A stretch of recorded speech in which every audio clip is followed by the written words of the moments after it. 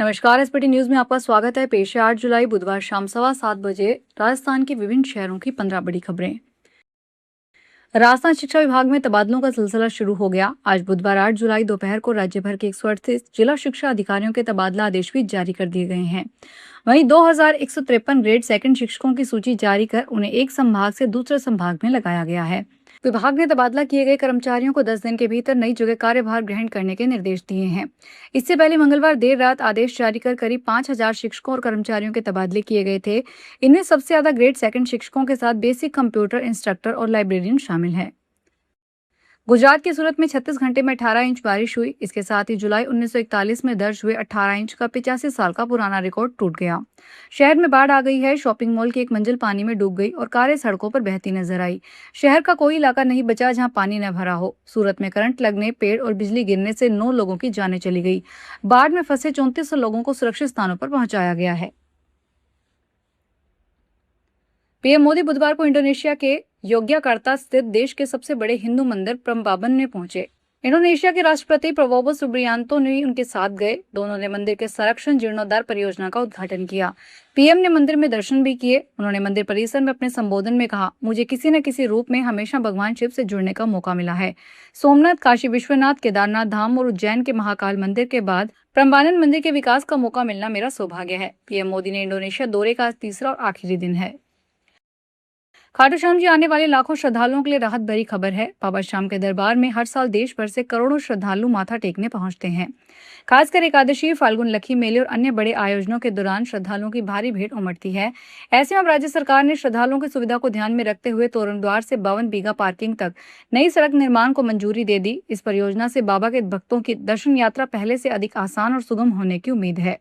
लोक निर्माण विभाग ने सड़क निर्माण के कार्य के लिए टेंडर जारी करने की अनुमति दे दी है।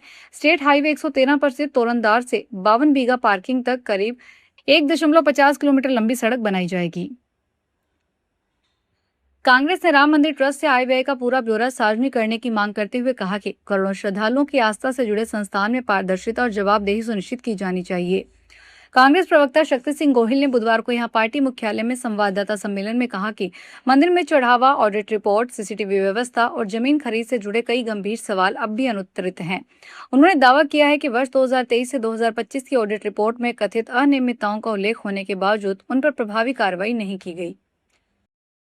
भारतीय रेलवे ने डिजिटल टिकटों के दुरुपयोग को प्रभावी ढंग से रोकने के लिए अपने नियमों को स्पष्ट कर दिया। रेलवे प्रशासन द्वारा जारी नए दिशा निर्देशों के अनुसार मोबाइल टिकट से यात्रा करने वाले यात्रियों के लिए अब केवल वास्तविक ऐप में मौजूद टिकट ही वैध माना जाएगा। टिकट का स्क्रीनशॉट, फोटो, पीडीएफ या व्हाट्सएप पर भेजी गई कोई भी कॉपी यात्रा के लिए बिल्कुल भी मान्य नहीं होगी। डिजिटल टिकट तभी वैध माना जाएगा जब वह उसी मोबाइल और पंजीकृत नंबर पर उपलब्ध हो जिससे उसे मूल रूप से बनाया गया हो। जयपुर के सेंट्रल पार्क में आज बुधवार को मॉर्निंग वॉक करती युवती के गले से सोने की चैन लूटने का मामला सामने आया है।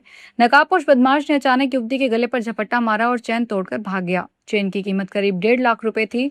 अशोकनगर थाना पुलिस सेंट्रल पार्क में लगे सीसीटीवी कैमरों की फुटेज खंगाल रही है। आरोपी की पहचान कर उसकी तलाश की जा रही है। पुलिस के अनुसार नंदिनी आज सुबह करीब 10:30 बजे अपनी सहेली के साथ सेंट्रल पार्क गई थी। दोनों वॉक कर रही थी, तभी बीच गेट नंबर 1 से करीब 100 मीटर आगे काली टी शर्ट, काला पायजामा, सिर पर कैप और चेहरे पर रुमाल बांधकर एक युवक आया। बांसवाड़ा शहर के 3 मंजिला इमारत का बीच का हिस्सा अचानक ढह गया। हादसे में सीढ़ियों समेत पूरा स्लैब और सीढ़ियों वाले हिस्से की छत गिर गई। हालांकि आसपास की दुकानों को नुकसान नहीं पहुंचा। घटना के समय बाजार बंद होने से कोई जनहानि नहीं हुई। सुबह सूचना मिलते ही मौके पर व्यापारियों और स्थानीय लोगों की भीड़ जुट गई। स्थानीय व्यापारियों का कहना है कि क्षेत्र में लगातार हो रही बारिश के कारण इमारत का ढांचा कमजोर हो गया था। चेतक व्यापार मंडल के सदस्य कन्हैयालाल जैन ने बताया कि परिसर और आसपास कई दुकानें संचालित होती है। करौली जिले में पांचना बांध से जल निकासी को लेकर शुरू हुआ विवाद अब तक पूरी तरह शांत नहीं हो सका है। कमांड क्षेत्र में नहरों के पानी पहुंचने के बावजूद किसानों ने आंदोलन और जाम जारी रखा हुआ है। हिंडौन, गंगापुर सिटी और आसपास के इलाकों में कई स्थानों पर किसान सड़क पर डटे हुए हैं, जिससे आमजन और यात्रियों को भारी परेशानी का सामना करना पड़ा। सड़क मार्ग बाधित होने के चलते राजस्थान रोडवेज ने हिंडौन करौली और हिंडौन गंगापुर सिटी मार्ग पर बसों का संचालन बंद कर दिया। बस सेवा ठप होने से बड़ी संख्या में यात्रियों को परेशानी उठानी पड़ी।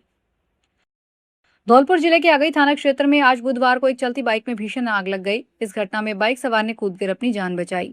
मिली जानकारी के अनुसार सोनू पंडित नामक व्यक्ति अपनी बाइक से गांव के पार्वती बांध की ओर जा रहे थे। अस्पताल के पास रेलवे क्रॉसिंग के पास उनकी बाइक से अचानक चिंगारियां निकलने लगी। देखते ही देखते बाइक में आग लग गई। सोनू पंडित ने तुरंत बाइक रोक दी और उससे दूर हट गए। बूंदी जिले में नैनवा थाना इलाके में बामन गांव के पूर्व सरपंच को लोगों ने चोरी करते हुए रंगे हाथों पकड़ लिया। इसके बाद उसके कपड़े उतारे और कैंची से उसके सिर के बाल काट दिए और पुलिस के हवाले कर दिया।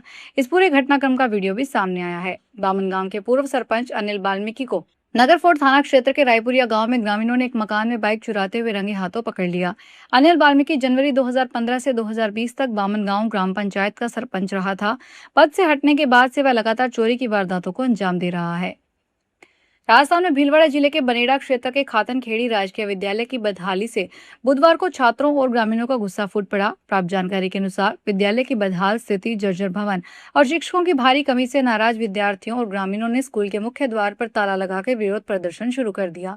आंदोलनकारियों ने स्पष्ट तौर पर चेतावनी दी है कि जब तक उनकी मांगों पर ठोस कार्रवाई नहीं होगी तब तक विद्यालय का ताला नहीं खोला जाएगा। विद्यालय में कक्षा 1 से 12वीं तक करीब 500 छात्र छात्राएं अध्ययनरत हैं, लेकिन उनके लिए केवल 5 कमरे ही उपलब्ध हैं। करौली में टोड़ा भीम के बेजड़ा गांव में जलभराव को समस्या को लेकर ग्रामीणों ने प्रदर्शन किया। ग्रामीणों ने गंदे पानी में खड़े होकर नारेबाजी की। ग्रामीणों ने चेतावनी दी है कि यदि समस्या का जल्द समाधान नहीं हुआ तो आंदोलन करेंगे। ग्रामीणों ने बताया कि गांव में जल निकासी की उचित व्यवस्था नहीं है। हल्की बारिश में भी पूरा इलाका जलमग्न हो जाता है। सड़कों और गलियों में घुटनों तक पानी भरा रहता है, जिससे लोगों को घरों से निकलना मुश्किल हो गया। स्कूली बच्चों, महिलाओं और बुजुर्गों को सबसे अधिक परेशानी का सामना करना पड़ रहा है। जैसलमेर की एक परीक्षा केंद्र पर हुई एलडीसी भर्ती परीक्षा के दौरान प्रशासनिक और सुरक्षा व्यवस्था में कथित लापरवाही और गड़बड़ी का मामला सामने आया है। इस मामले को लेकर कांग्रेस ने मोर्चा खोल दिया था और परीक्षा प्रणाली पर गंभीर सवाल खड़े किए थे। कांग्रेस ने मुद्दे पर सरकार को घेरते हुए युवाओं के भविष्य से खिलवाड़ के आरोप लगाए थे। युवाओं के भारी आक्रोश के बाद जिला कलेक्टर ने मामले की गंभीरता को देखते हुए उपखंड अधिकारी को पूरे प्रकरण की प्रशासनिक जांच सौंप दी है। एसडीएम हम परीक्षा केंद्र के सीसीटीवी फुटेज और सुरक्षा व्यवस्था की बारीकी से जांच कर रहे हैं। अभिनेता अनुपम खेर ने अपनी आगामी फिल्म श्री राम भूमि की शूटिंग शुरू करने से पहले अयोध्या पहुंचकर श्री राम जन्मभूमि मंदिर में पूजा अर्चना की। उन्होंने रामलला और भगवान हनुमान का आशीर्वाद लिया और उसके बाद फिल्म की शूटिंग की शुरुआत की। अभिनेता अनुपम खेर ने पत्रकारों से बात करते हुए बताया कि फिल्म श्री राम भूमि राम मंदिर के निर्माण की यात्रा, उससे जुड़े संघर्षों और उन कठिन परिस्थितियों पर आधारित है जिनका सामना मंदिर निर्माण के दौरान करना पड़ा। यह फिल्म उन प्रयासों और चुनौतियों को दर्शाने की कोशिश करेगी जिनके बाद राम मंदिर का निर्माण संभव हुआ। फिलहाल इस बुलेटिन में इतना ही। फिर हाजिर होंगे बड़ी खबरों के साथ।